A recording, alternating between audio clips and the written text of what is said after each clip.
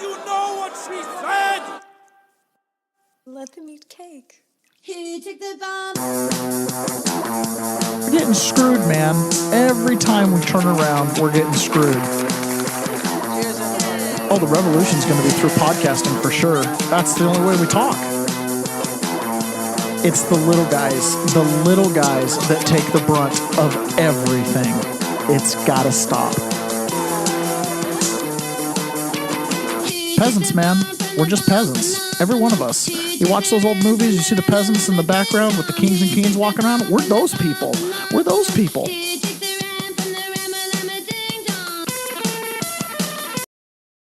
Good morning. Almost, John. We're not AI. We're still not AI. Good morning, peasants. We need like a whole production staff, like 3, 2, 1. Yeah. I just happened to cough right when I hit the button. I missed. You missed it? Yes. Oh, John Attackis, good morning. All right. We've got a pretty good show today. Probably one of the best shows you're ever going to hear, honestly. Ooh. Yeah. I'm supposed to say that at the beginning of every show. It's like a product thing. Kind of sets the expectation high. Well, it works for me every time. Yeah. How would it be if this is going to be a sucky show? I didn't prep at all. I got here 4 minutes ago. No, I got here plenty of time. We're fully prepped. We're good. All right. So I just wanted to kind of scroll through Donald Trump's Truth Social feed. I feel like we don't spend enough time here. Mm-hmm. You know, early on, someone Congress jumped into today, the chat. and Senator Warner and Congressman Jim Himes, really all basically saying that. I told you, Truth Social just autoplays. It actually makes it hard to scroll through. So I remember somebody jumped in the chat. Says, "This is a Donald Trump sycophant show." I'm like, I'm not a sycophant. Like, makes me not always go through his posts. But he does go on these post storms. You'd want to say like tweet storms. I think we can say tweet storms because there's no Twitter anymore. So I think tweet is ubiquitous with just posting. Sure. So we're just going to say it. He went on a tweet storm. Okay. So first of all, we're not going to play everything because it'd take a whole show, but he's reposting a lot of stuff. Tulsi Gabbard headquarters. This is a fan page. Breaking: Director of National Intelligence Tulsi Gabbard says more documents exposing Obama and his leadership role in the Russia-Obamagate hoax is coming. Obama is a traitor. Mm-hmm. He reposted that twice. Because, you know, someone said, good job, Tulsi. So he reposted the repost. Then he posts this. Bombshell video. Elon Musk might have saved the 2024 election from being stolen. Benny Johnson, which Benny Johnson kind of tells the story and overemphasizes Elon's role. We'll talk about that today. Tells the story of how Musk knew that they would win the election, and it appears it is because they identified the overseas systems and machines that were going to perpetrate what we saw in 2020. We know why Trump is raging at Venezuela. Apparently, we weren't crazy. Musk tracked down the IP address. Musk didn't track it down. It was Patrick Byrne that did. IP addresses of the Dominion office in Serbia and rendered their computers useless days before the election. I'm actually disappointed Trump retweeted this. It's a good synopsis, but it's giving Musk the credit. Years prior in 2020, the chairman of Smartmatic's holding company, SGO, was Mark Malik Brown. He resigned in 2020. Guess where his next job was in January 2021? President of the Open Society Foundation. Yes, George Soros Foundation. George Soros, being the #1 donor of the Democrats and the DNC, is the right-hand man and was head of the electronic voting company called Smartmatic, and those Dominion machines have been running Smartmatic software. According to Enrold Robinson and at General Flynn, flew out to meet with Venezuela whistleblowers. Everyone else thinks it's odd that the Democrats are worried so relentlessly about Venezuela. Where were they and the globalists, or were they and the globalists running operations out of there? Then he goes through and he posts Chrissy Noem here. Will you deport people with pending asylum claims, Madam Secretary? We will if they should be. Absolutely.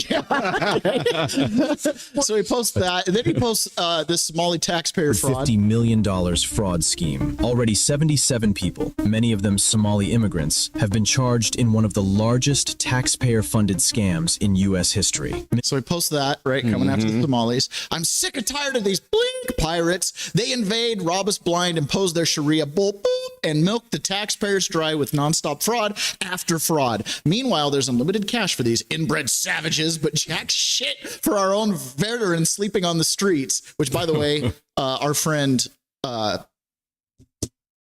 Earl is still homeless. Enough is enough. Deport them all.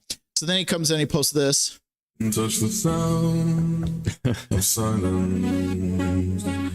Afghan national hero, literally. I don't know. It's just some pump video. Our National Guard are under attack by Democrats. An attack on the people who protect America is an attack on all of us. And then he posts this video of Carolyn Leavitt getting asked about Trump's MRI. Thank you. Intelligence assessment. Oh, no. This is Tulsi Gabbard basically saying Obama's a traitor.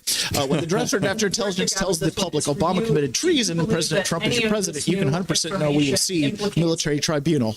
Maybe. And then, of course, beautiful Melania. Definitely have a queen. Yep.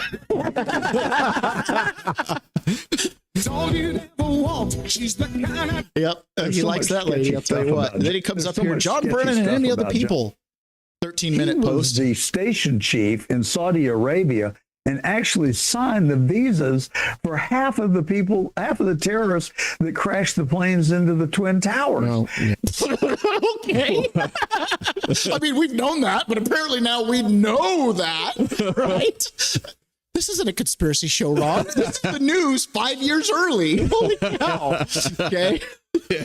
This is why they sent me to prison, Ron. This is it right here. We were like, I messaged Lisa at 776live.us yesterday. I said, we really are at the edge of freedom. You know, I was sitting meeting with the GOP last night and, you know, scheming. And I'm like, we're on the edge of freedom, bro. We are like, right. We are just, please, people, give us some support. Like, we're trying to make some key changes. We're like the little moles in the system, right? John Brennan never really was for the American people, especially with his shady communist background and traitorous actions while director of the CIA that speak for themselves. From being labeled the assassin czar for Obama's secret drone strike program to running a weekly Tuesday morning kill list with Obama. Oh, but Pete Hegseth says kill the narco-terrorists. Brennan had a kill list. And openly claiming to be Muslim. John Brennan is not someone you can trust, and his actions confirm it. Leading torture programs that could be considered a war crime. Yes, go watch the show The Report about rendition in Guantanamo Bay. John Brennan's all over that. And going after whistleblowers like John Kirkow. To illegal wiretapping operations, Brennan had his hand in all of it, being Obama's right-hand man and still does to this day. He lied about the amount of civilians being targeted and killed in our drone strike operations, even targeting teenagers under Obama, illegally tortured to many to count, and has also approved visas for the hijackers who allegedly were involved in 9/11, and that was never even investigated to this day. To top it all off and to show the roots of those people, who those people really are, without even really getting into the entire Russia collusion hoax that was extremely sloppy op with Brennan's name all over it. Brennan was also voting for self-admitted communists in American elections and still somehow managed to become an agent of the CIA and then director.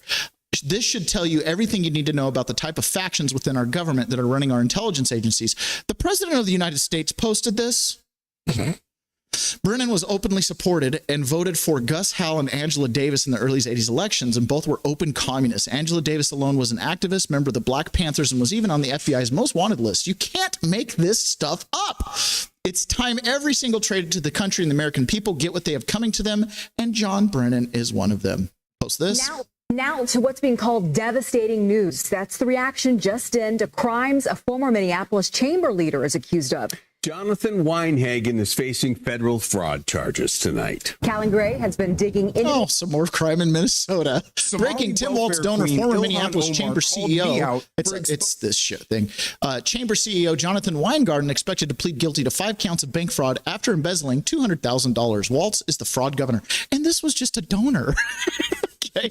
And then some more Ilhan Omar. That stole taxpayer money intended to help children with autism and funneled it to an Islamic terror group back in Somalia. This video already has over 1.5 million. Yeah, so, you know. Somalia is gay.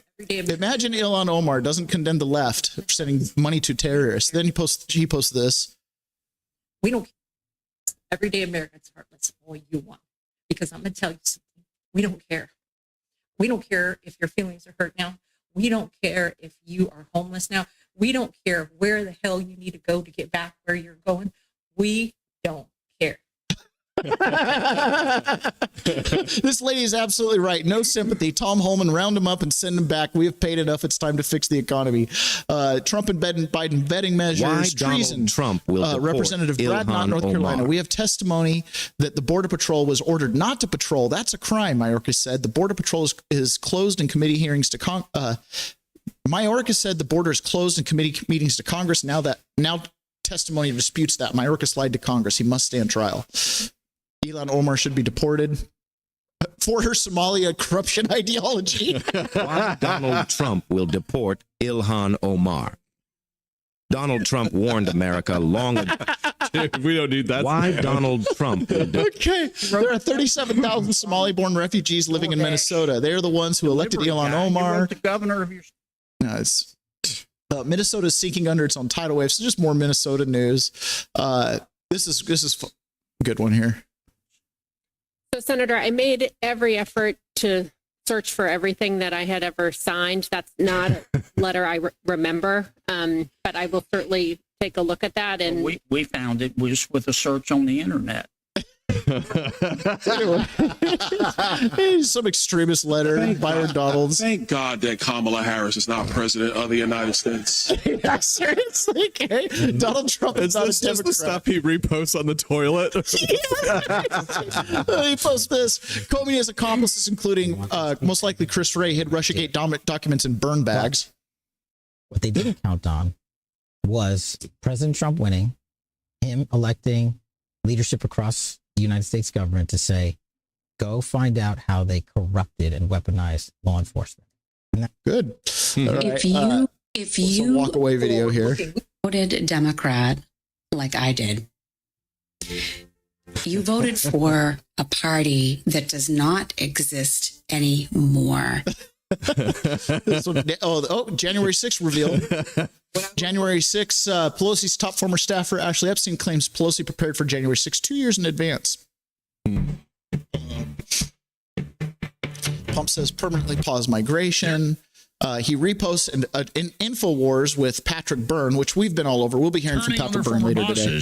Which shows they know they're done. I mean, explain how big a deal that is. Have their top people, because it's not just, they've already gone to the White House. Then when the White House says, well, then go show us. If we were to trust you, go public. They're now going public. So explain what happened last week. Well, networks, a general rule is networks under pressure break down. They start breaking down. People turn on each other. So just by keeping Oh, man. They're now early roll off. When you're in a mafia like this, you want to be one of the first guys to roll. It doesn't do you any good to wait till other people have given up the information. But yeah, they recently came out. Michelle Obama, in the last days of Biden, Michelle Obama went in and used the auto pen. I think there were 4 or 5 pardons she gave. And then you'd love to see, who knows if they charged $1 million a part? Who knows how that's so illegal. That is so illegal. But they've gotten away with murder for 17 years. There's no rule of law on all these crazy scandals that you've talked. There's no rule of law. I watch body language. I've seen Obama in the few interviews he's done. He is a stuttering idiot. All of his bravado is gone. We're missing the whole show. It's on Truth Social, man. He's got a bunch of people carrying him, and he's turned gray. I mean, he just looks terrible. I'm sorry to see that. I don't want him ill health. But he overthrew the country, and I'm saying that as a guy who worked for him. I was a national intelligence asset directly under his pen. And I'm telling you this he tried to overthrow the United States government. It all started Thanksgiving of 2015, when it really at the very least, it really all started then. All right. Okay. Wow. This is how he's posted that. Wild. Michelle Obama may have used the auto pen. Then he posts so for these more people, Logan video here. They cannot have you ask questions of substance because everything is built on a lie. Climate, all those climate programs, all built on lies. The whole race. The whole thing, everything built on We're going to push our audience out of here if we keep doing this. Oh, okay. So let's go. He goes, Jeffrey Zantz, more auto pen. Man, he just, again, yeah, you're right. This is Burkhart saying, country's on the edge. So, Gab, Exposing Gavin Newsom's wife for starting an NGO and funding government release. And here's the other one too. President breaking Venezuela, Maduro publicly surrendered Trump. So this is Maduro. This is actually from a little while ago. And Maduro's basically saying, I met with the FBI in Panama. They told us to send Tren de Agua north, to open the prisons. Biden's in on it. Check the money, check the money, check the money. Yeah. There's a bunch of stuff here. Great news. Texas County just went to all paper ballots. That's great. He's pumping that. And yeah, Truth Social. Holy cow. What a bunch of fun stuff there. Oh, man. Okay. So there's this video from, let's see, what's her name? Jillian Michaels. I kind of remember her from The Biggest Loser, right? Yeah. So she's a fitness enthusiast, I guess. And she's kind of made a foray into, political commentary and stuff like that. And she's part of the MAGA movement, right? She came over, voted for Trump, supported Trump because of Robert Kennedy and the MAGA movement.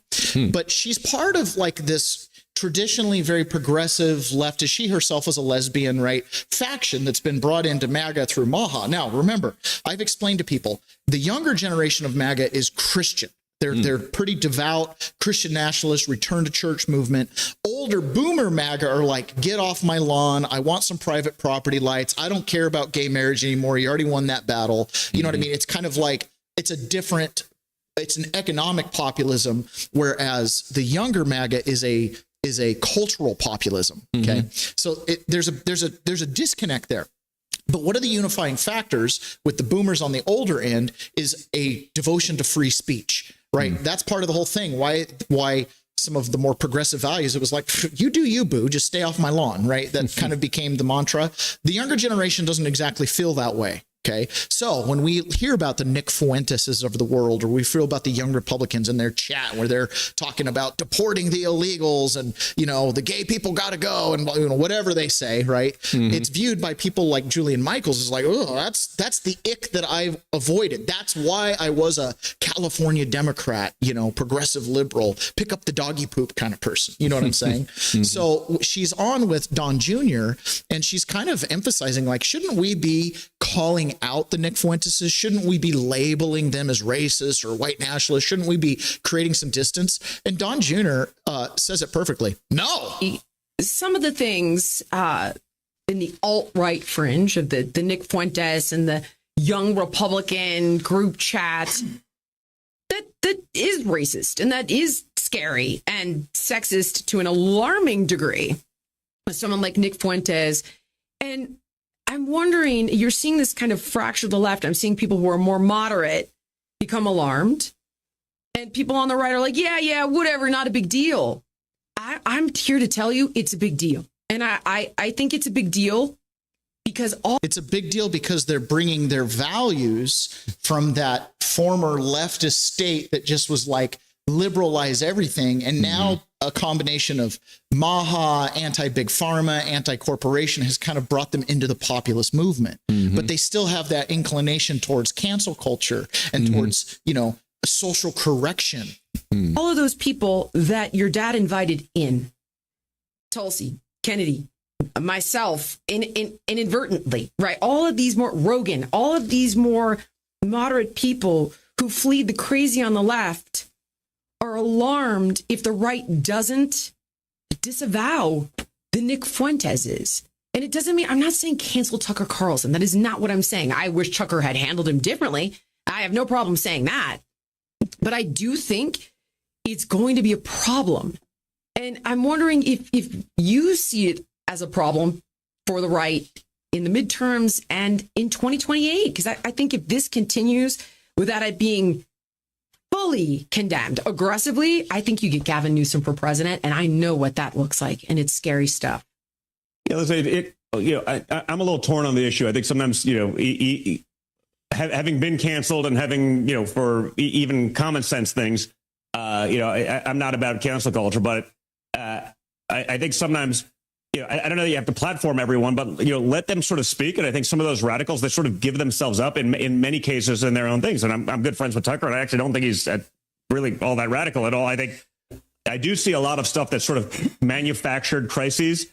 I see a lot of sort of the neocon handles trying to create these conflicts to break it up because they want to go back to the old ways, not the America First ways. I do think that sort of social media and the way those things have been manipulated, and some of these, the stuff you're seeing even this week with, this account that's, America First is, driven out of, some country in the middle of nowhere. It's like they're actually trying to sow discord and create, a fight that probably really doesn't exist with the vast majority of people. I think. And he's right? Again, even with MAGA, the two separate sides, they can easily coexist. Mm-hmm. The older MAGA, they've got their world established, right? They just need to kind of go off into the sunset, and keep their equity. You know what I'm saying? Just keep voting, right? The future belongs to young MAGA, right? And the young MAGA doesn't want cancel culture. Remember, they've lived their lives online. So these are some of this younger generation already knows that video when I was 11 is going to follow me. You know what I mean? That fight I got in high school that they filmed, that's going to follow me.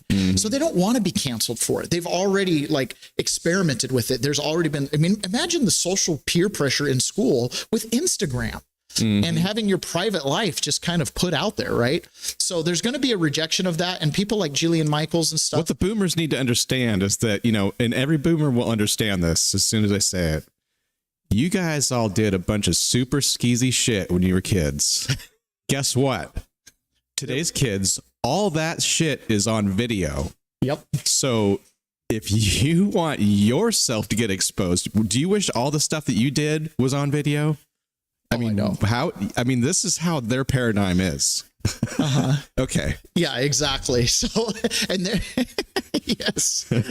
So the world of transparency is upon us, right? We live our lives pretty much in the open now. There's very little that you can hide. We walk around with the ever recording devices in our pockets. And so, you're getting what you're going to get, which also is important for us then to set the tone, right? What ideology is it that kind of drives things? What becomes unacceptable in our society? What do we shame?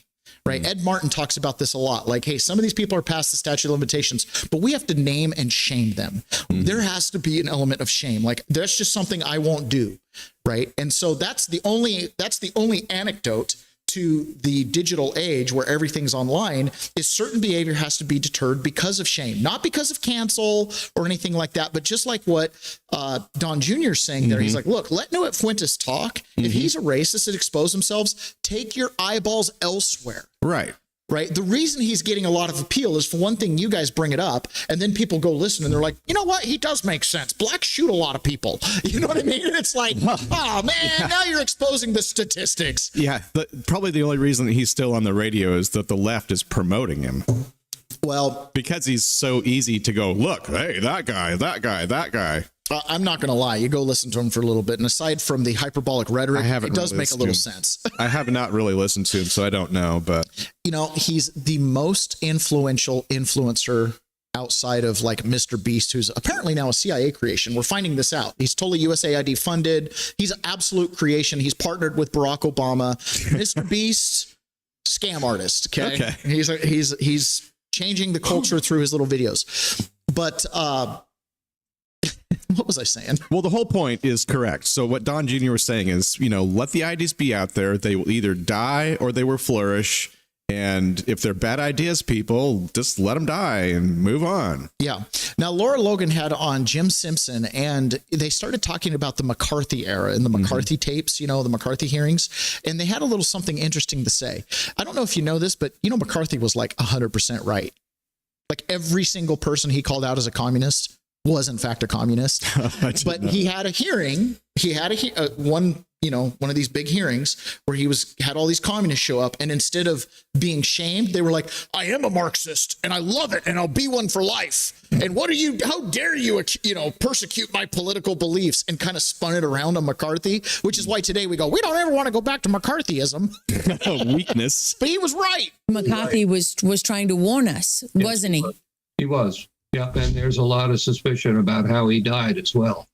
Yeah, no, he was trying to warn us, and he was absolutely right about almost all, if not every person he identified as a communist was in fact a communist. The hearings where he was lambasted by his enemies was a hearing that he called to interview people, and instead he got smeared by these people. Well, I would encourage people to listen to those hearings, because when I listened to a bunch of them, I was amazed to see very, very senior, high-level people within the United States government, within the Department of Defense and at the Pentagon, who were sitting there on the floor of Congress saying, I am an avowed Marxist. And I'll be a Marxist till the day I die. And you're like, wait a minute, where was that in the movies? Yeah, where was that? Where was that in the movies? Like, okay, so what is Marxism? Because sometimes we throw this out there like it's a slur, you know, Marxist, communist, but what does it actually mean? Like, how is it that you have people who just say, yeah, I'm a Marxist? Like, I would be like, yeah, I'm a capitalist, or yeah, I'm a patriot. You know, it's like, well, hold on a second. Like, I thought that was bad. Well, let's see what it exactly is. All right. From a very unbiased perspective. So Marxist is someone who accepts and applies the core theoretical framework developed by Karl Marx, often Frederick Engels. They kind of had an overlapping philosophy as a way to understand society, history, economics, and politics. It is the most in its most neutral definition, being a Marxist means agreeing with the following key ideas. So this is the perspective, right? Just like I have the peasant's perspective, this is an ideology. This is a way to interpret the world around us. And that's what Marxism is. It's the lens by which to see it. Historical materialism.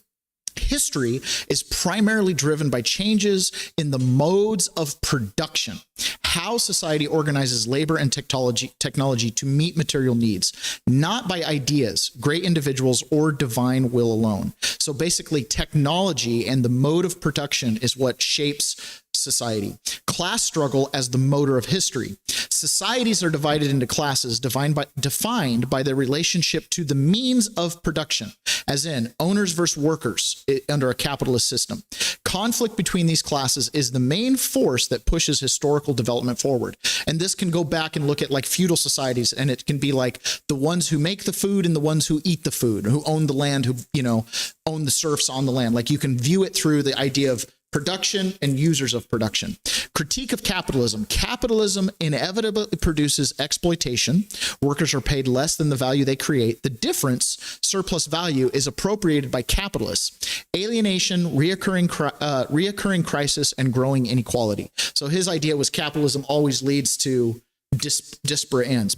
Labor theory of value. The value of commodities comes fundamentally from the from the socially necessary labor required to produce them. So he viewed the value in the labor, not in the assets, right? So it was like, it's the labor to get the oil out of the ground, not the oil itself that is of value. Okay. Revolutionary transition to socialism and communism. Capitalism contains internal contradictions that will eventually lead exploited classes, especially the proletariat, to overthrow it through revolution, replacing private ownership of the means of production with collective social ownership, ultimately aiming for classless, stateless, moneyless communist society. Marxism is first and foremost an analytical method, dialectical materialism, and a theory of social change. Different Marxists disagree strongly on strategy, ethics, and the role of the state, and how to interpret Marx's text. Being a Marxist does not automatically imply support for any 20th century regime, Soviet, China, etc., though many Marxists have defended and criticized those regimes using Marxist tools. In short, Marxism is someone who uses Marxist framework to analyze society as a system shaped by class relations and material conditions, and who generally believes capitalism will be superseded by a higher form of social organization through class struggle. So it's a lens through which to see things. When I was in college, we learned about Marxism, and the first thing you learned about Marxism is it's hard to dispute. Mm-hmm. As an intellectual framework, this lens absolutely can explain historical events. It can explain fourth turnings. It can explain when you have technological advances, how then it becomes, the lower, technology comes to the upper class, and then the lower class has to try to take that technology, or vice versa. The lower class possesses a technology that takes the power away from the ruling elite, and then the ruling elite create a, you know what I'm saying? So it works. So you can have a Marxist framework that doesn't lead you to be a collectivist when it comes to how you apply that information. The problem is it's anti-capitalist, right? So the Chinese have come up with kind of a hybrid thing. They're mercantilist communists, right? it's based on Marxist theory of how they viewed the world, and communism was the solution that they came up with. But Marxism is dangerous. It's dangerous because it overthrows the American capitalist system. So for Marxism to work in America, it must produce the same things it's talking about here. It has to see the class change. America and other countries that have had Republican forms of government have often bypassed some of these class struggles because you protect the rights of the minority. Does that make sense? So that gives it some longevity. Whereas democracy, you're just in this class struggle nonstop. One of the things I say a lot of times about Washington State is it's one of the best states in the country, except for the communists that run the place. It's the only thing wrong with it, right? So here's an example of, again, this Marxism, communism, this advancement of, it's the advancement of class struggle. It's basically poking it with a stick. This is where it's one thing to be an academic Marxist and go, I'm going to write some history books and analyze history. It's another thing to create a ruling ideology. Does that make sense? And a ruling theory. So when you see Marxists they oftentimes do lead to communism and socialism because, again, anti-capitalism. So it kind of just steers you right down that road into collectivism, which in America, we the people, it's collective. There's a trend here. So we're looking at this Senate bill in Washington State, Senate Bill 519. This is from Brandy Cruz. She goes, awesome. Washington State Senator Leonard Christian, a Republican, just filed a bill that would carve out a special tax for people who hire paid protesters. Now, I want to point this out. He's a Republican. Just because you're a Republican doesn't mean you're not a Marxist or a collectivist, right? It just means you have a certain flavor of it. An act relating to, so this is 69th legislature, right? An act relating to ensuring paid protester services are considered a temporary staffing service subject to state retail sales tax and use taxes, and amending RCW 820450, be enacted by the legislature of Washington. And then it goes on to go, are each amended as follows. The sale at retail or retail sale means very sale tangible. Anyways, it goes into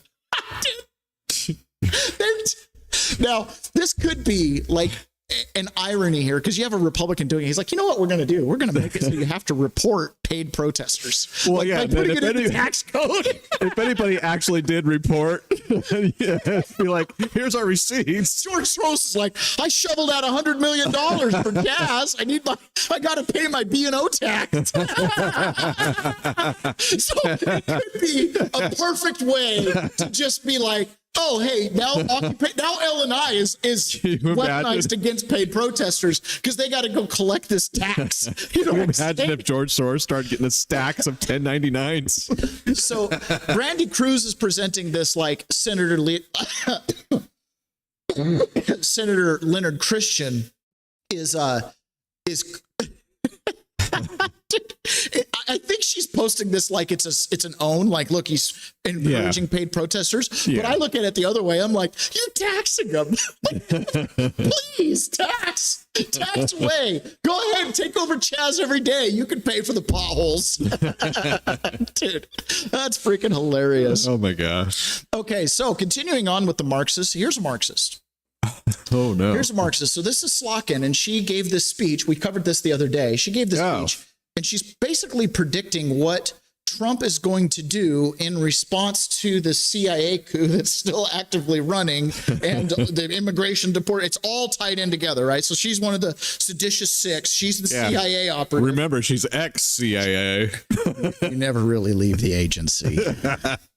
You're there for life, right, Carlitos? You're there for life. When you're in the agency, you don't get out. Yeah. So this is what she has to say. This is basic. I look at this as predictive. Okay. She predicted the shooting. She predicted the military orders and blah, blah. It's totally like a running op. Okay. So we're watching this and, well, she could play somebody in the CIA for Hollywood. I mean, look at her. So you hold onto it with everything you have. That seems to be Trump's approach right now. And from everything we've seen so far, the Caribbean strikes, the list of domestic terrorists, military and law enforcement deployments across our American streets, he seems to be laying the groundwork. Didn't Biden do all that? To stay in power.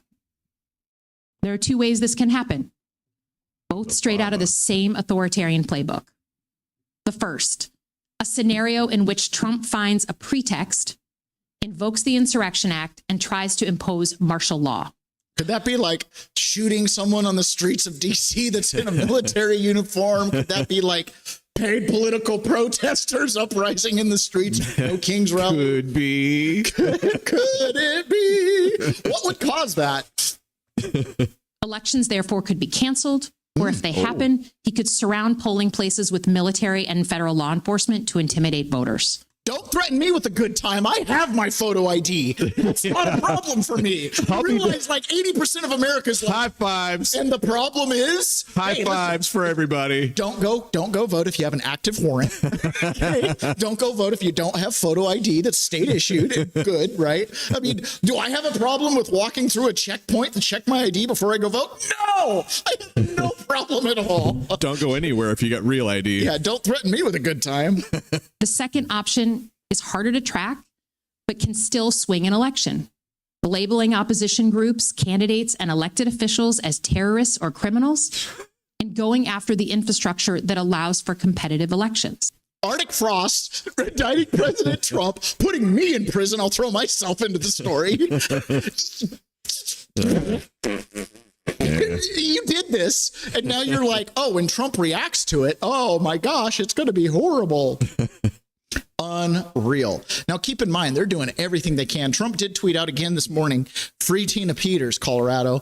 Yeah. And this is a letter from another fellow election county clerk. And this is really sad. This is basically telling the governor, this was December, so this is telling the governor, don't let Tina Peters out of prison or give her any kind of legal rope, because he goes, Tina Peters would continue disseminating the same false narratives, her pattern of knowingly repeating false claims. You know, the Dominion voting machines had a second background thing and that there was an algorithm on there that was flipping votes. You know, the stuff that's essentially proven that Donald Trump's tweeting out every day. Maybe we need to do a special episode just for Tina Peters. Oh, we should. And if she were allowed to use the legal news narrative to further these falsehoods, it is stated that Ms. Peters' statements have fueled harassment, threats, and intimidation against election officials.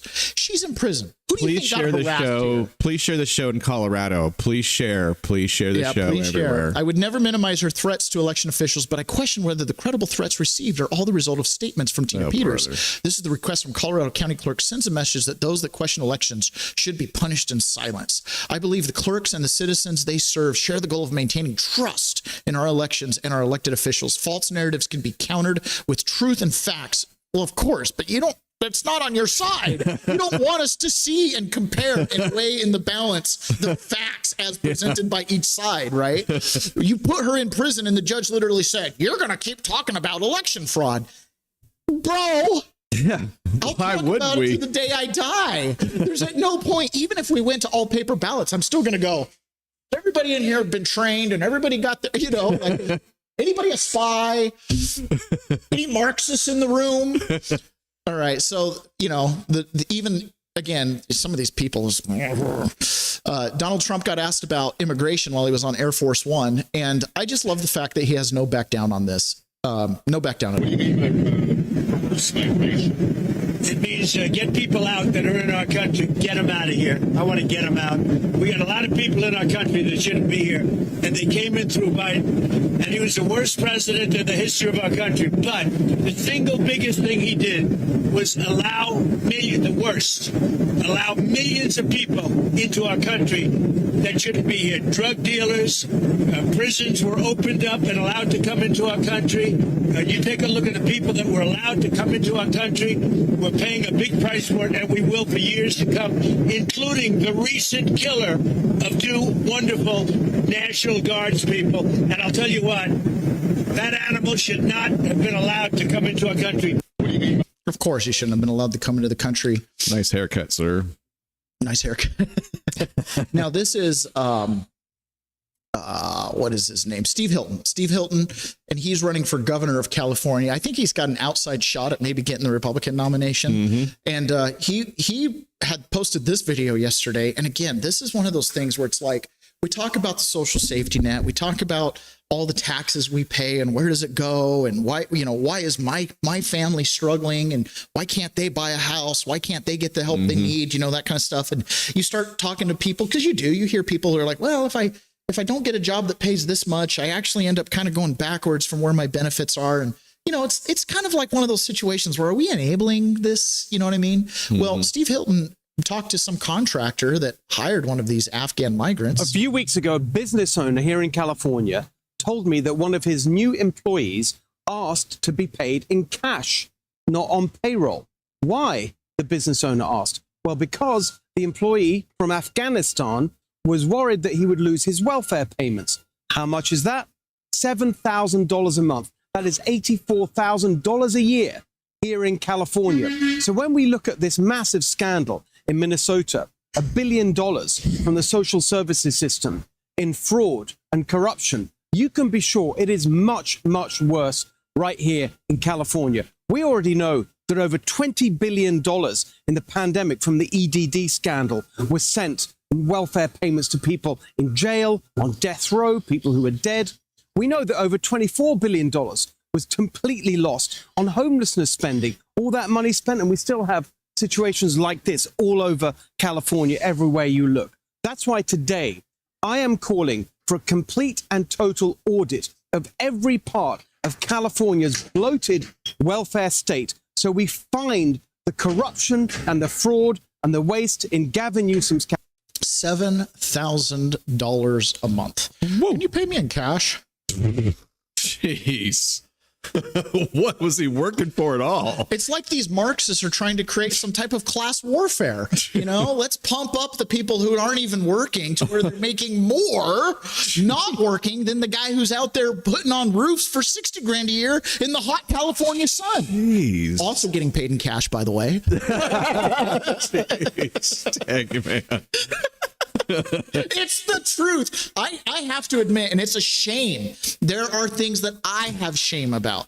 I paid illegal immigrants in cash for almost a year to help me rehab houses. Okay, and I thought I was being some kind of saint, you know, helping these guys out from Mexico. Turns out I was employing a gang member.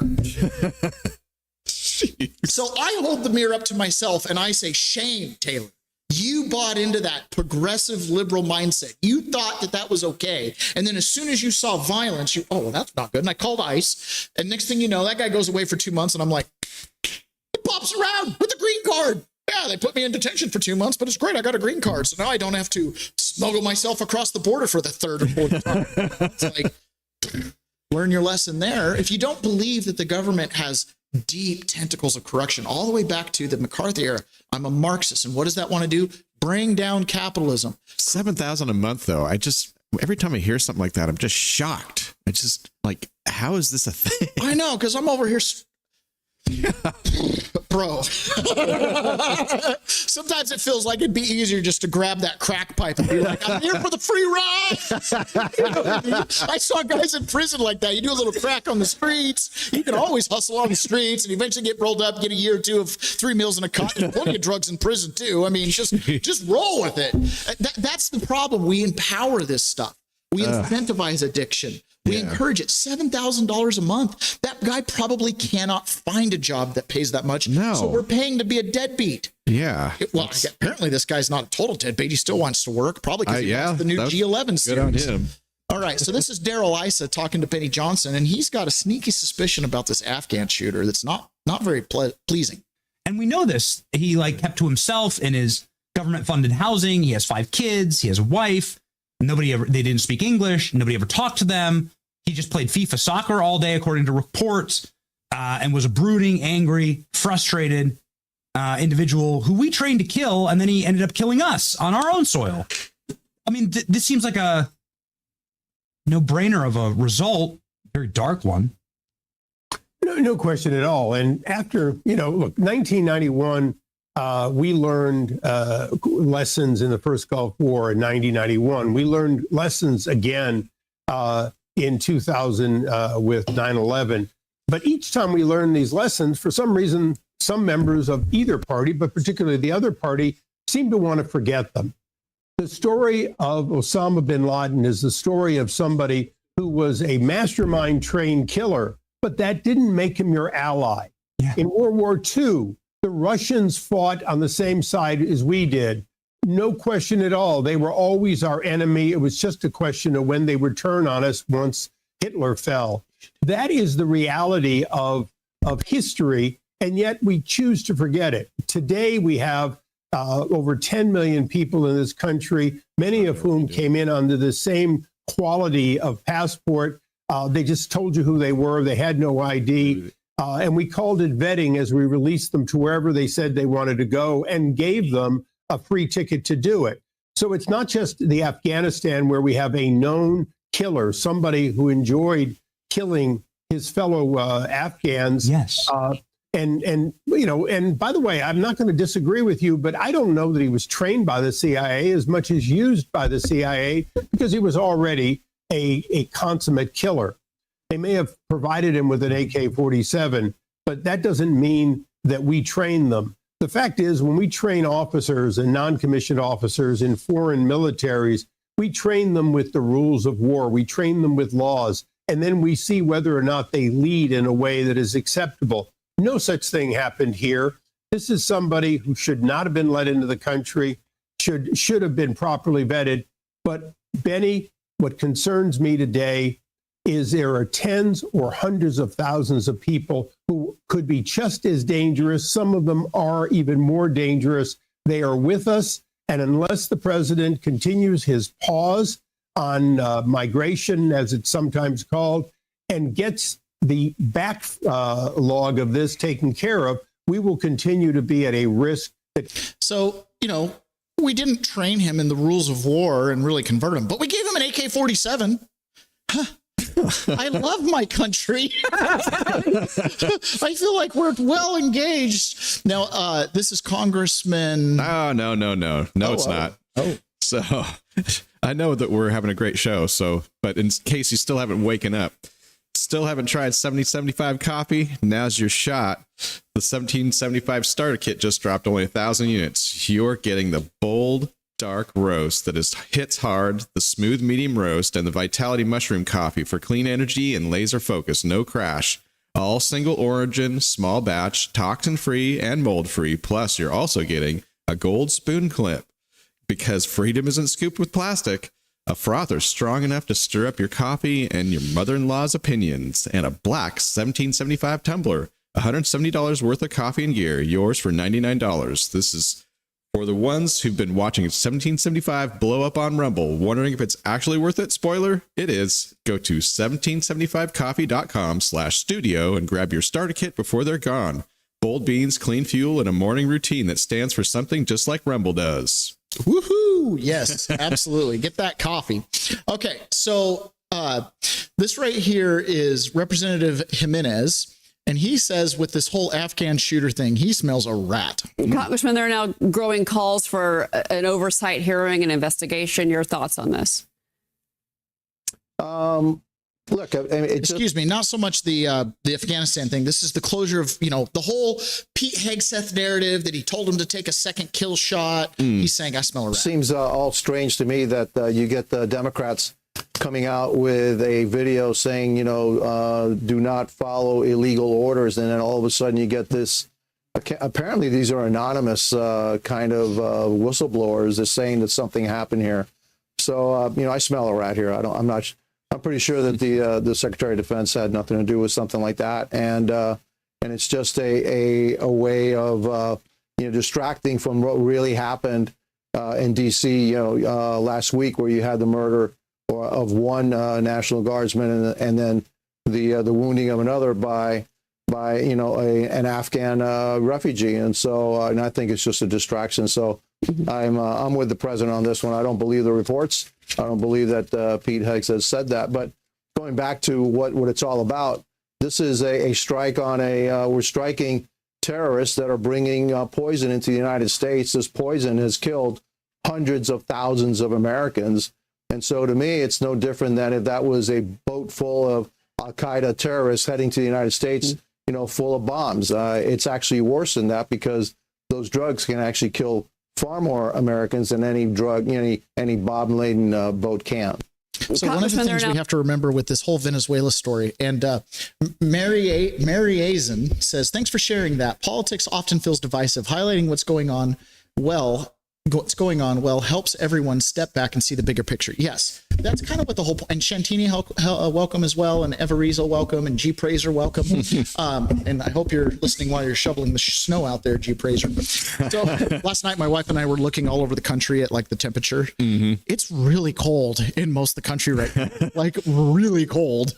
Yeah, it made me. I was like, oh, I thought we were cold here. It's nice and warm. I mean, it's really cold. We got some kids in the Midwest, and they sent us pictures of snow. Yeah. So there's different levels of understanding with all the different narratives that are out there. This Venezuela thing is one of those. There's tiers of understanding. For the average everyday American, this is about narco-terrorists. Why? Because if you're living in Centralia, Illinois, like where my cellmate was, drugs. Stop the drugs. Anything you need to do to stop the drugs, right? So that's the narrative that's kind of going out there. Nobody's going to be able to argue with not taking out drug kingpins, okay? We've been doing this for decades. You know what I mean? Like, that's not a problem. So that's the generic, like, tier 1 level. Then you get like a tier 2 level, and it's about, freedom, and it's about something else that kind of ties in this, exceptionalism narrative. And then you get tier 3, which is your commercial narrative, which is this is about oil, and this is about lithium, and this is about resources and stuff like that, and not letting a narco-terrorist be in control of it. And then your top tier is this is about elections, right? So we're operating up here at this top tier, and it's like, yeah, the drug thing, great. Yeah, go for it, kill them. Because you're cutting off the money to what? To the people that have been stealing our elections with this hand in glove relationship with Marxists and communists all around the world, up to and possibly including our own CIA. Okay. So what am I? Are you going to put it on the other screen?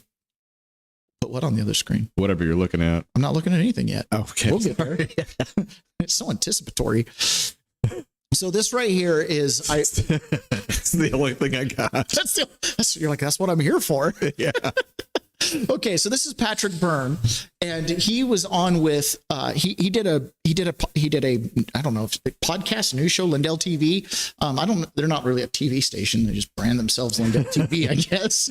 We could do it too. We can do it too. Like that peasant perspective. I need some more reporters. Okay, we could be the PPTV. Yeah, PPTV.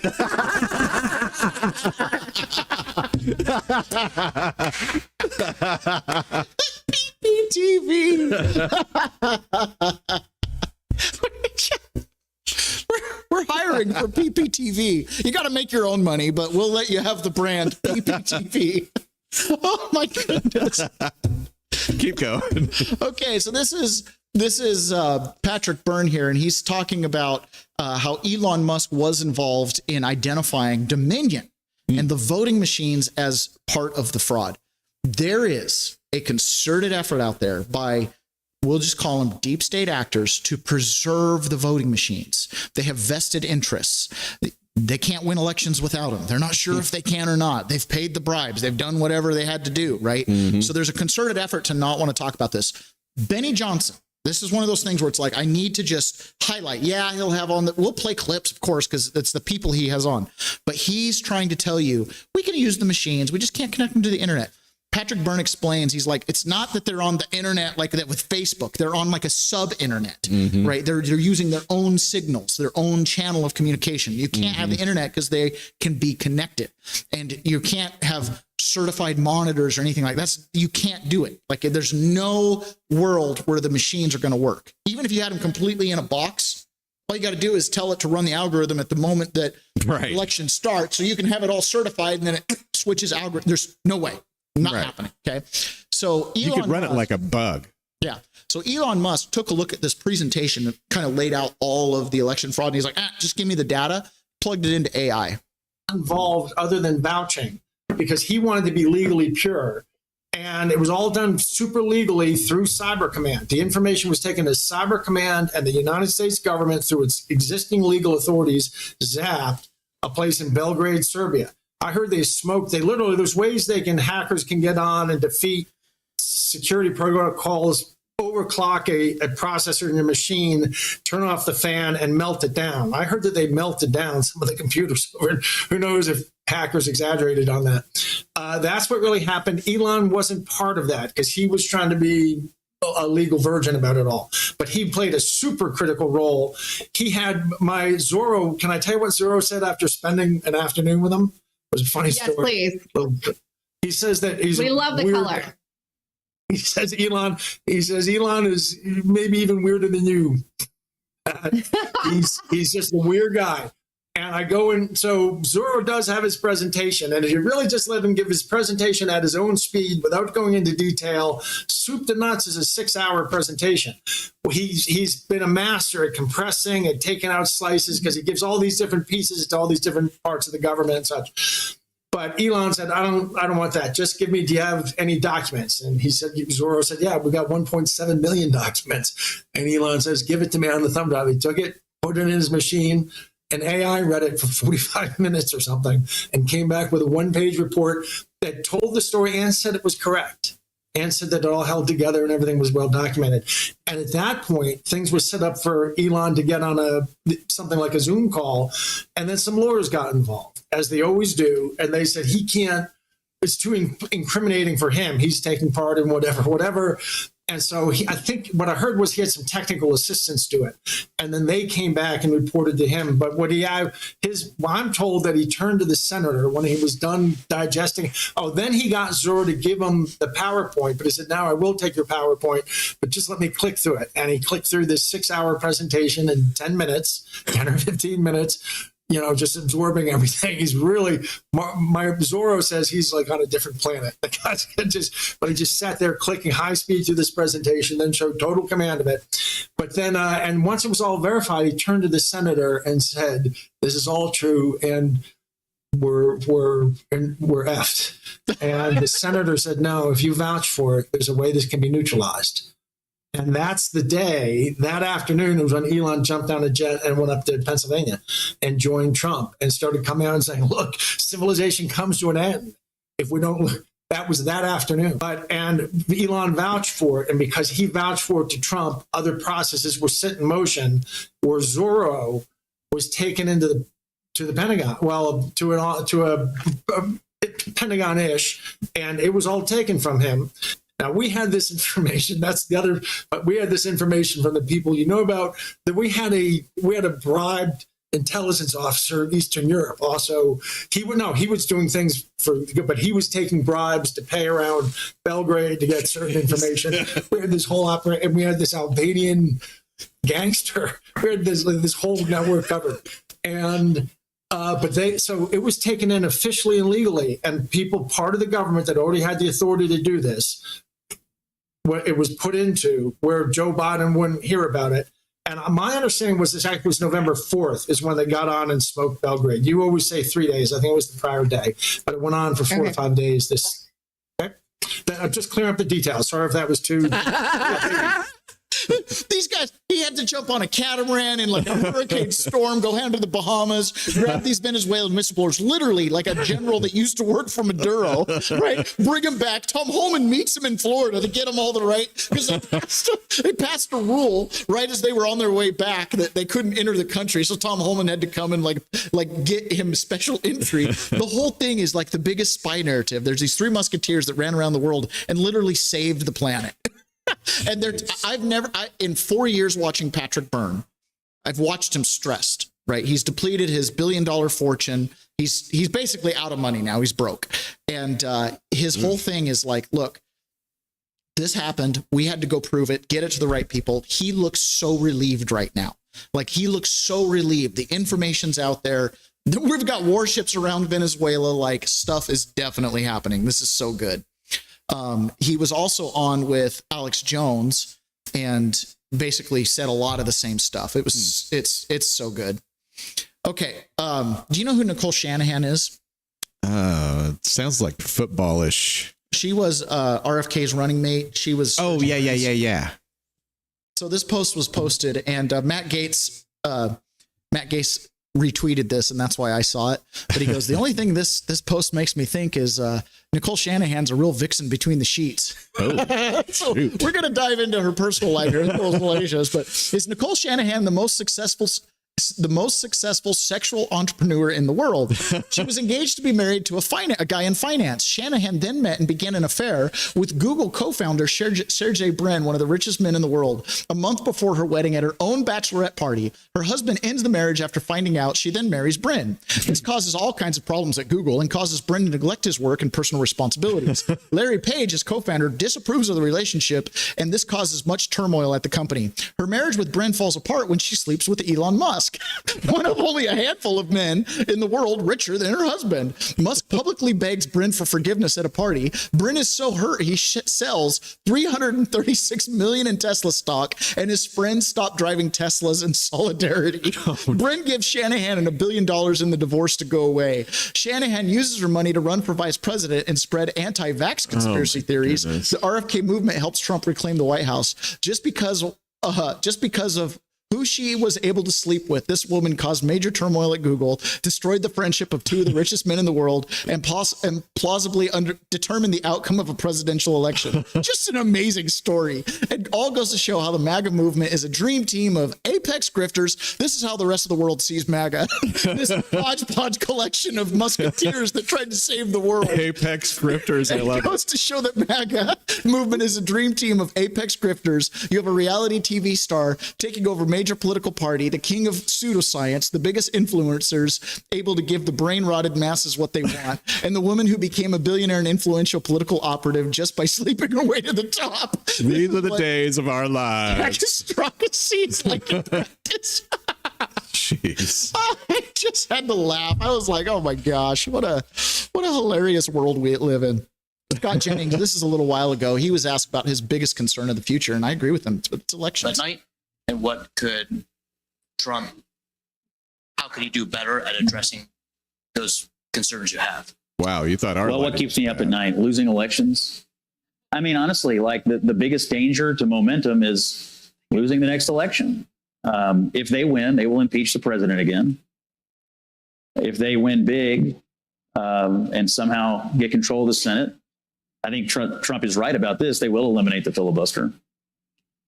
If they were to win in 26 and 28, they will pack the courts. They will make D.C. and Puerto Rico states. They will do a lot of terrible things in a very, very short period of time. So what keeps me up at night is our political future. And I think we do have a lot of good things going right now, but it can all come to a screeching halt and go the exact opposite direction in the blink of an eye. So I worry about that. I hope President Trump spends 2026 doing what he does best, which is selling.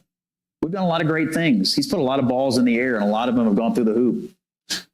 But now it's time to sell, and it's time to sell domestically. I think he's been one of the greatest foreign policy presidents we've had in recent memory.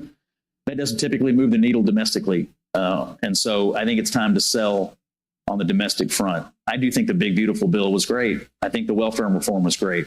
Making tax cuts permanent was great. Middle-class tax cuts for working-class people was great. Solving the immigration crisis was great. But what we talk mostly about with him right now is foreign policy. And look, I'm a motivated guy when it comes to foreign policy, but most voters are motivated by domestic issues. So I want them to turn him back into the middle of this country and go out and remind people why we kicked their asses to the curb last year and put him back in. And I know that he can do it. We have to be able to walk and chew gum at the same time. So I agree, Scott Jennings. All those things are a concern, messaging wise, everything. But if you don't take care of the election system itself, which means toppling the Venezuela regime, the entire digital voting machines and electronic counting machines, it's got to go. That's everything, right? This isn't about getting some moderate Republicans in. This isn't about continuing the way things are. It's a complete reset, right? Trump has Maduro cornered, and they had a phone call. Trump posted that thing where Maduro essentially, Maduro caved in or whatever. Now Maduro's exposing things. I don't know. That video was from a little while ago, but this is Patrick Byrne explaining, like, hey, this is it. Trump says Maduro's already said publicly he wants to flee. Trump has said no. So what's happening there? We want him to leave, but Trump's saying no. His real problem is the cartel will kill him if he flees. They're saying, no way do you flee and leave us to handle this mess out. We're all going to get hung.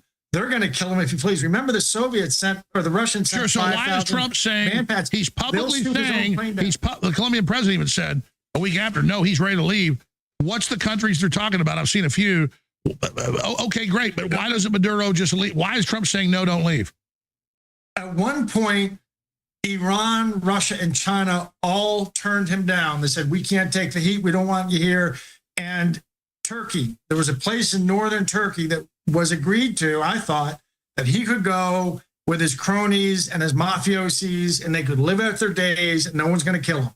They can live out their days and never be charged in northern Turkey. That seems to have fallen apart. Trump's not going to let them leave. But I'm also hearing, I'm talking to people who are talking to, my special visitors are still in communication with all kinds of people in government in Venezuela.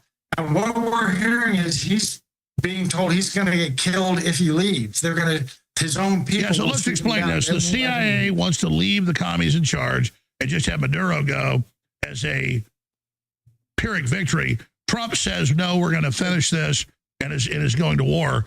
When you hear Maria Salazar, the representative from Florida that we played yesterday, being like, we're going to take the oil. It's going to be American oil in Venezuela for 100 years. That's the CIA saying, oh, yeah, we're just going to topple Maduro because we kind of propped him up. And then it'll be ours.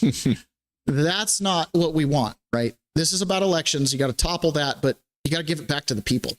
Like, you have to. I agreed. I thought they would hit after Thanksgiving. Why do you think Trump's holding back? It may have been there was some last minute hope that Maduro was saying he would leave and he would, but I think you get to play that game once, that stutter step, and get Trump to break a deadline. I don't know if he had a hard deadline or not. It looks to me like there was a stutter step that got threw Trump off and got him to delay a little bit. I don't think you get to do that twice. I think that we're going to find out sounds to me like in 1 hour, I'm so happy to hear we're going to see Trump take the wheel from the Oval Office. This is long delayed in my mind. And well, it's such a big announcement. It's nebulous. They say he's having a meeting, but those Oval Offices are usually public. So I want to be clear. I think that's what he's going to do. But just to the people out there, we have a military for a reason. And I've been against all these wars because they weren't in our interest. This one is clearly in our hemisphere. Just like we went into Panama, we had guests on, Michael Young and others, months before it happened, that China had taken over. We built that. That's our strategic deal. Panama rolled over to us. We haven't fully got in control yet, but we're trying. As Excess said, we're pushing them out. But, this is what it's all about, okay? These are not neocon wars. This is not a neocon war, is it, Patrick Byrne? I could go on all day about the strategic reasons to do this, because this is the cancer in Latin America. We do this, Cuba falls. All these it turns out that every leftist and even centrist leader you've heard of, Alex, in Latin America is on the payroll. The Kirchners from Argentina, $700 million they got from the Chavistas. They're all bribed. So the strategic consequences are enormous. And maybe you want to do that just for those reasons. But the real reason we want to do it is these guys conducted an assault on the United States that was beyond an assault. It was a conquest, and they won. They won, and America can't let that slide. So let me ask you this: oil field. And then do 5 more minutes with us. We don't let that slide because they give us some oil fields. You don't get to back out of that. We have to make a lesson. So for the next 250 years, any country understands there is if you conducting this kind of an operation against the United States has consequences. When you go to kill the king, you got to kill the king. They missed. This has to have a consequences that ring for 250 years that people understand there are costs when you mess with the United States. America is not on its last breath, but we are exhausted because we've been in the Middle East for 20 years, ignoring what's happening in our hemisphere. Turns out they were training Hamas and Hezbollah in Venezuela. These guys, all this, my gang's bigger than your gang. Their gang got pretty freaking big. Okay? And it was running with our government essentially enabling them, funding them, USAID, State Department grants, Department of Education funneling, Department of Health and Human Services, NIH funding. I mean, all this money going all these different directions, funneling into terror groups in the Middle East, narco cartels in South America, absolutely horrible. I'm not going to play this full clip here, but this is Glenn Beck. Venezuela is not just a narco state, it's a terror hub working with Iran, Russia, and China. Former DOD intelligence analyst Jason Bertrell explains. So many people, high level within the military, were part of this narco-terror group. The head of the snake is Maduro. That's why they're able to classify the entire government as part of the terror group. The Trump administration should just lay it out all on the table. This is what's going on. The Democrats wouldn't be even able to counter. It would be so obvious. In Patrick Flynn's interviews with in that interview earlier on, he talks about when Venezuela, when Maduro took over, they told the citizens of Venezuela, the military and the police are only going to protect government property. You guys are on your own. And so they had guys that would walk around town with gas cans, and if anybody, pickpocketed or anything, they'd douse them with gas and make human torches right then and there. They were doing this like 8 times a day in Caracas.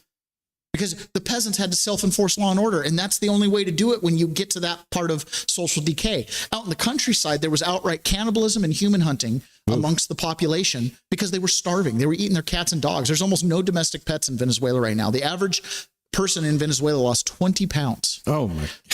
So we're up here like, oh, we want to let in the migrants because of all the suffering. The suffering was caused by these narco-terrorists. They wanted their population to die so they could just have the countryside to themselves. The abhorrent things that were going on in Venezuela in our hemisphere almost make what was going on with the Taliban pale in comparison, right? And they were importing this onto our streets, drugs, all this other stuff. This is our own hometown. This is Seattle, right? This is living in a third world country. I mean, down to Seattle. This is a direct result of what's going on in South America and the drugs coming up here. This is a new phenomenon in our country. This is not something that we want, right? This is not MAGA. This is not a good America. Of course, I would disdain America if this is what you see. Is this what Marx described as end-stage capitalism, or is it manufactured? Bukele, who turned El Salvador around big time, talked about, everybody wants to cry about the human rights of the narco-terrorists. What about the human rights of just the regular people, right? I don't care about the second guy that fell out of a boat carrying cocaine across the Caribbean and he gets smoked by a drone. I don't care. You know why? Because I know what's going back home in the village that's controlled by the cartels. What about the human right for women not to be raped? I mean, what about the human right of kids to play or to be free or to go to the park? And what about the human right to live, or the human right to walk in the street, right? But no, they were worried about the human rights of the killers. I just want to have a job in Seattle. I just want to walk, at my lunch break and not have to walk by everything you see there. I'm just a worker. I'm not even, their perspective is like, why don't I have a job? I saw a comedian recently who said, I just visited Seattle. They've got the best coffee. You know how I know? There's a shit on the street every 10 feet. I was like, oh man. San Francisco's giving us run for our money, right? Oh my goodness. That is hilarious. No. Okay. So on MS Now, did you know MSNBC rebranded? No. Yeah, they rebranded. It's MS Now. Oh, okay. Because they got tired of the MSDNC. The brand was so toxic. So they changed the brand, but keep all the same shows. So there was a little booklet that got put out by Pete Hegseth, right, when he gets accused of asking for the second shot. So Pete Hegseth himself tweeted this out. Franklin targets narco-terrorists as this little picture book. So he tweeted that out. And so Morning Joe had a little, panic over it. And I just put the cartoon back up. I can't. It's just put the cartoon back no. up. I mean, this comes from the Secretary of Defense at a time when subordinates, based on reportedly his orders, could be facing war crime. Investigations are facing war crime investigations. And as Andy McCarthy said, that's the best case scenario. Because if it's determined this is not actually warfare, then it could be murder charges. And this is what the Secretary of Defense does while the Commander-in-Chief is saying he knew nothing about it. Just look at that and ask yourself. Oh, I'm sorry. I got to keep looking at it. Just look at if you're just till your eyes bleed in out. uniform, Franklin, how serving could this you? country. Don't do it. And bro. this is how the Secretary of Defense responds to really one of the most critical questions that has faced the He's really Pentagon making us stare at it, isn't he? Since the beginning of this administration. This is the most critical. Okay. Just stare at it. Now, Franklin has a whole series of hits. It's not just. Oh, no. Really? Franklin questions Ketanji Brown's credentials. Franklin grows tired of immigrants and their behavior. Franklin explains Joe Biden's auto pen, a classic Franklin story about executive power. Franklin testifies at Will Stansel's rape trial. Oh, man. Franklin is the kind of tired that sleep won't fix. Franklin celebrates Killdozer Day. Oh, man. Franklin questions the official story of 9/11. This whole book series is amazing. See, Franklin learns about George Floyd's autopsy. Oh, no. Franklin explains what Fauci deserves. A must read. Franklin grows weary of, or growing. Oh, my gosh. This is keep going. Growy of third worlders telling him what America is. Does he do an investigation into Obama's birth certificate? It's one of the greatest. They have taken the slander and things thrown back at them and just packaged it up and dropped it right back on their lap. Who cares, right? Well, yeah. Hakeem Jeffries cares for everybody that is participating in enabling Donald Trump. You better watch out. This is actually pretty scary. This is one of the reasons I'm like, yeah, knock out Maduro and take out these machines. Because if this is coming, I'm heading for the hills. One thing that should be clear to all of these Republican extremists and sycophants and the people who are either actively involved in corruption, violating the law, engaged in extrajudicial activity, is that the statute of limitations for any crimes being committed now 5 years. It will extend well beyond the end of the Trump administration. One thing that should be clear. So they're coming for you. If they take power again, they're like statute of limitations 5 years. They're just going to come for mass swaths of people. You want to put the camera? Is it on?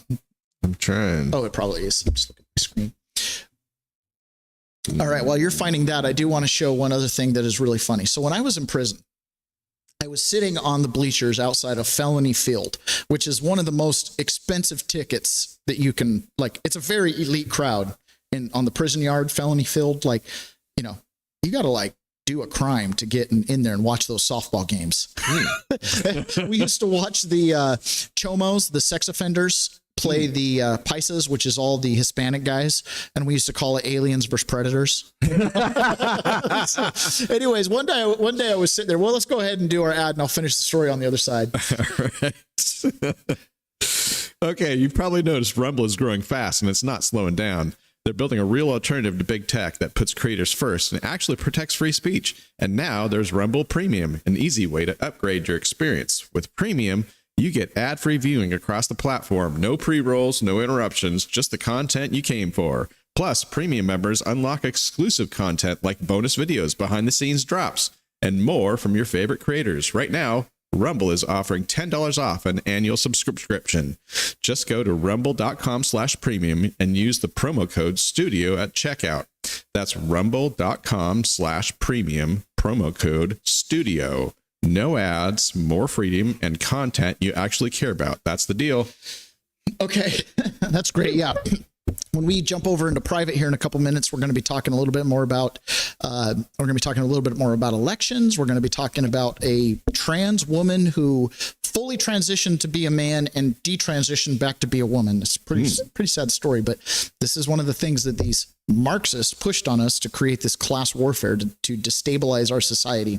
And we'll talk about this Candace Owens drama. So if you want my opinion on that, stick with us into the premium side. Okay, so I'm sitting there on Felony Field. You know, and there's a guy that the people in the prison want me to meet. And so I go over and I sit next to him, and he's from Samoa. He's an islander. I think he lived in Hawaii and California is kind of where he's from. So his family is one of these massive cartels that was running drugs across the Pacific on big boats. Okay. Smuggling in lots of cocaine. And he also was a hitman and all kinds of fun stuff. So it was very interesting to sit and talk to him. Very interesting to sit and talk to him. Okay. One of the most prolific criminals that I worked with, but he was a really cool guy. Like, I can't emphasize enough. Okay? He was on dialysis and oxygen and stuff like that. So he's kind of at the end of his line here. But his brother was the real cartel boss. He was, you know, some lieutenant to his brother, obviously in the family and stuff. And he got caught. I asked him, you know, so what'd you do? This is early on before I realized you're not supposed to ask what people did. And what did you do? He's like, well, I got caught with drugs. I was like, how much? I don't know why I asked the follow-up question. And he goes, about 88 tons. Now, I've been hearing stories about I got caught with a couple ounces. I got caught with 22 kilos. Holy cow, 22 kilos, you know, that's a lot. Well, then he's like 88 tons. So I do a little quick math in my head. I just double it. I'm like, are you talking like 180,000 pounds in cocaine? And he looks at me and goes, yeah, and we were kind of running light. Okay. And I'm like, wow. And he's like, yeah, we bought a boat that was owned by the, you know, it was registered to United States. So the Coast Guard had jurisdiction and they listened to the radio or whatever, got us and blah, blah, blah. And I'm like, wow, holy cow. He had all kinds of stories about Kamala Harris and all the stuff they were paying, people were paying off. It's crazy. I eventually had a roommate who apparently got taken down in kind of the big drug bust sting that was really low level street dealer that was part, you know, that was basically selling his drugs. Oh yeah, I know him. Yeah, I know him in California. We got all indicted. So he told me that his brother got, you know, as they were kind of, at some point, they got approached by a very wealthy family and they wanted in on the business and they were going to basically back it financially, which then gave him the resources to start smuggling, you know, metric tons of cocaine. And this story comes from 2019. And he told me the family, and I've let it slip out from time to time, but I've always been a little hesitant because, you know, you're knocking on the door of power here. There's certain things I know about Epstein from people that were in prison with Epstein that I don't ever want to talk about, right? Because it puts their lives in danger and stuff like that. But let me just say, Epstein didn't kill himself.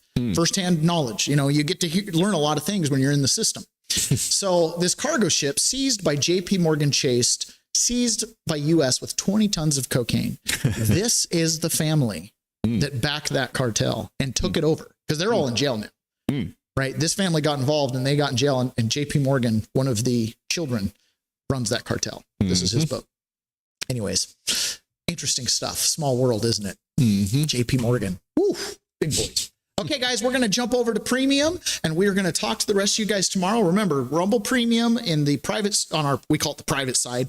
That's where we have the unoffendables, the people that are with us, ride or die, show up in there. And we go over into some of the more salacious, detailed topics. Maybe we should have read the Nicole Shanahan. as if we weren't already offendable. As if we hold back much. Yeah. Well, I do hold back. I didn't tell people JP Morgan Chase was smuggling drugs. I waited for an actual article to be posted. I was like, yes, can confirm. Okay. Firsthand knowledge from one of the people that sold out to JP Morgan Chase.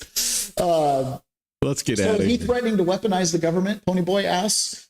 Yeah, that is exactly what Hakeem Jeffries is threatening to do, weaponize the government. All right, guys, we're jumping over into private. Thank you so much for joining us. We'll see the rest of you guys tomorrow. And for the Offendables, we'll be